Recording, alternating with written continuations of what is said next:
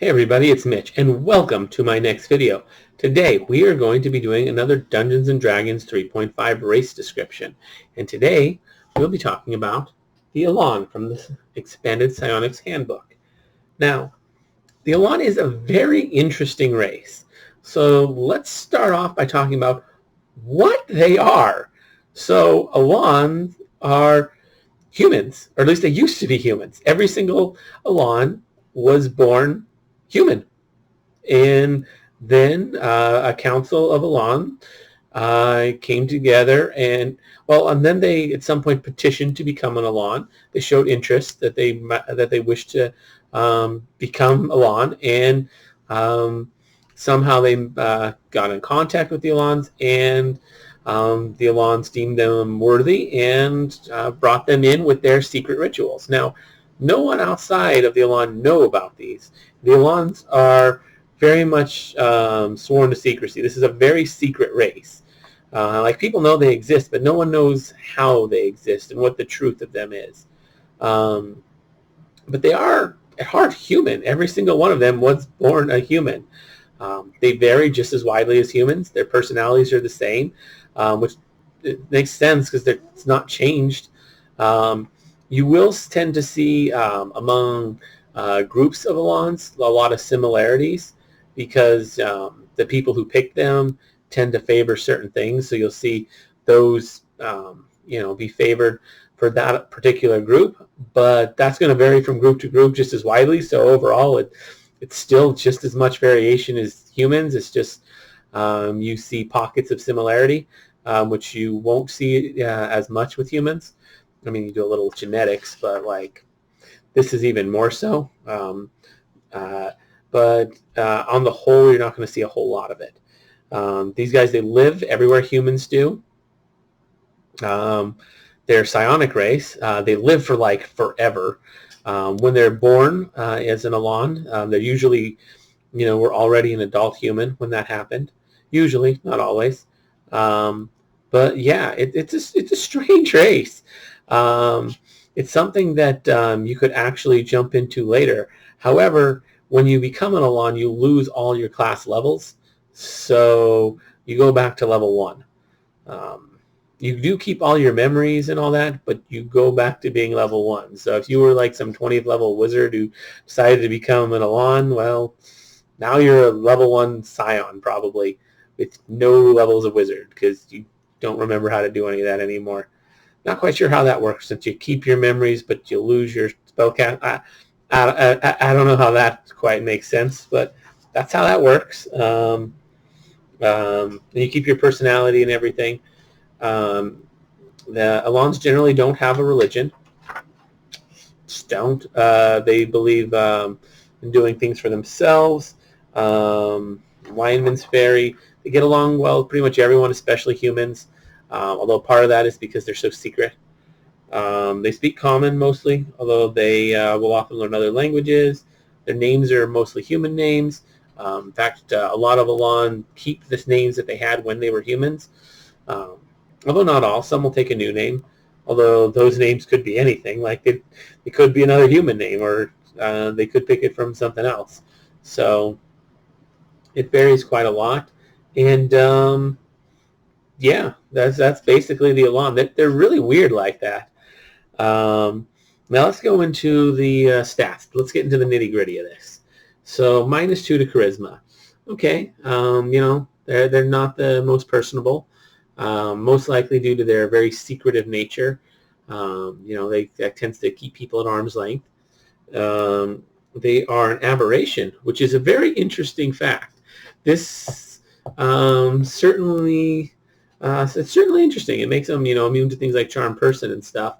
But at the same time, it also gives them things like if they did have levels of wizard and they were to try to do something like alter self, that would give them some really interesting options that normally you're not going to have available as a character, because it's pretty rare to see aberrations for PCs. It's not a normal thing. Medium size, not surprisingly, originally humans. Baseline 330, again, originally humans. unlike most aberrations, they do not have dark vision. But naturally psionic, so they have 2 power points at first level. They get something called resistance. Now this one's actually pretty cool. So Elans can use psychic energy to increase their resistance to various attacks. As an immediate action, Elan can spend 1 power point to gain a +4 racial bonus on saving throws. So basically they get a +4 for 1 power point. They can get +4 on saving throws till the end of the next round. Not bad. Costs 1 power point to do that, and an immediate action. So that's interesting. Resilience. So again, as an immediate action, they can spend a number of power points to reduce any damage they take by 2. So basically with this, you can basically make it so you take no damage. So from any attack ever. Now, granted, you'll run out of power points eventually doing this. You can only do it once per turn, but someone throws a big attack at you, you can just nullify the entire thing by just throwing a bunch of power points at it. Or, just throw enough that you don't die. Be like, oh, well, this keeps me at 1 HP. That'll be good. So that can be interesting. Replication is an interesting ability that they get. Makes it so that they don't need, they can spend 1 power point to not need to eat or drink that day. Quite interesting. It's very hard, it's hard to get at first level. Really hard to get at first level. So that's pretty nice. Automatic languages is common. Bonus language is any, other than secret languages such as Druidic. So yeah, well, of course if they go into Druid then they can learn that, but yeah. Favorite class Scion, which makes sense. With all this stuff here, Scion is really the best option for them. Level adjustment +0, none. They don't have a level adjustment. So that's actually really nice. So they get to be an aberration. They get the ability to not need to eat or drink at first level, which is pretty impressive. They get the ability to add +4 to all their saves, which is pretty good. There's definitely better options as you level up, or decent options. It may or may not be the most useful, but it can definitely come in handy depending on how you do your build. It could actually be very useful with the right build. Then, of course, that ability to nullify damage. If you have a lot of power points and you're not typically using them all, this gives you a real use to, just resist any damage. It's like, yeah, instead of taking that 100 damage, I'm just going to spend 50 power points. Okay, cool. Like, that's actually really, really strong. It's only 1 attack per round since it does take your immediate action, but still, that's really good. Basically, you just put up some psionic energy that, basically gives you effectively this type of DR that blocks anything, including energy resistance. It'll block any damage. So it's not even really like DR. So it's a little bit more advanced than that. So it's really nice.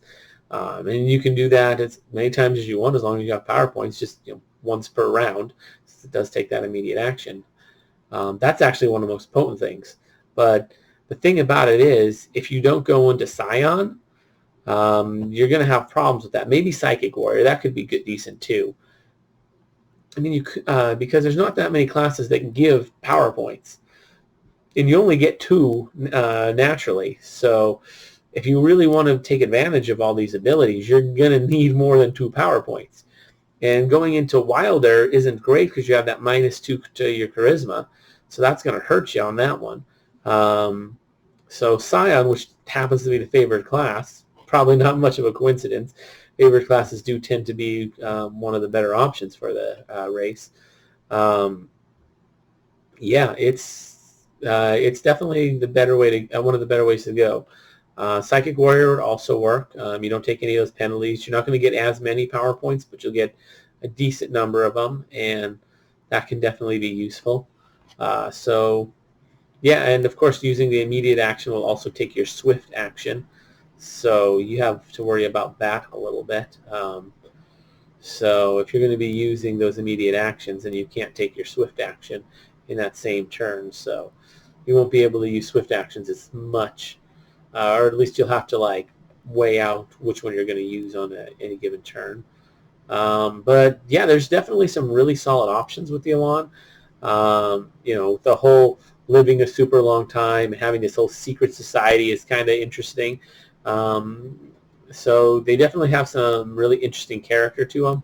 And on top, so they got that flavor, and then they're just a solid build. The fact that they're also an aberration, that's pretty interesting. It definitely can it can definitely lead to some interesting things happening. But yeah, that's all I really have to say about the Elan. If you guys have anything you guys want to add, feel free to leave so in the comments. Also, if you enjoyed the video, consider giving it a like. If you haven't already done so, you know, maybe subscribe to the channel. And, you know, ring that bell to get those notifications, because YouTube's pretty bad about giving you those if you don't.